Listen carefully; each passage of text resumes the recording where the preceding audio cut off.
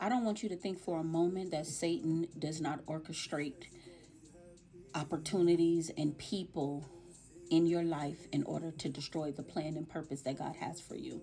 He definitely will send somebody. You don't believe me? Ask Samson. Ask Samson. Samson, and let me make this clear. Satan can't do what we don't allow.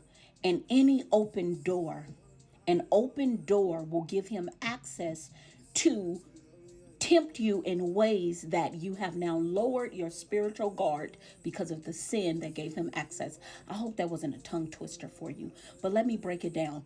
Samson was fornicating. He was literally going into the Philistines' territory to hire hookers. Period. Point blank. That's what he was doing. He was fornicating. He was having all kinds of intercourse with for hire. Okay? So the Holy Spirit was no longer with him. And it says that in the word, that the Spirit of God had left him. He was no longer feeding his flesh. He was literally satisfying his sinful desires and lust, to the point he had no discernment to see that his enemy, literally the Philistines, hired one of those said paid workers to come and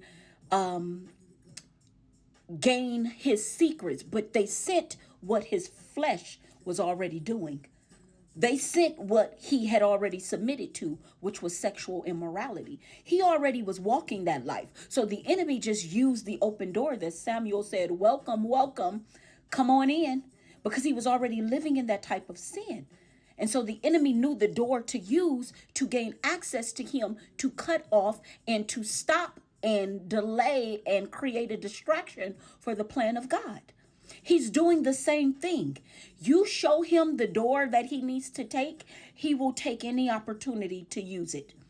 You know why sexual sin is one of the hardest and God tells you to flee? Because you can't rebuke the desire that God gave you when it comes to man desiring a woman and woman desiring a man. Those are God-given desires. They have been twisted by sin. So Jesus is saying, run, flee. Don't even put yourself in a position to fight against what I naturally put inside of you.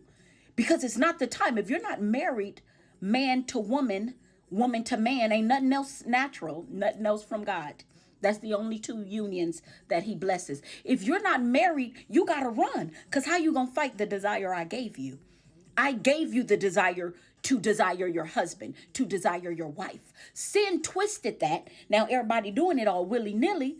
And that desire is no longer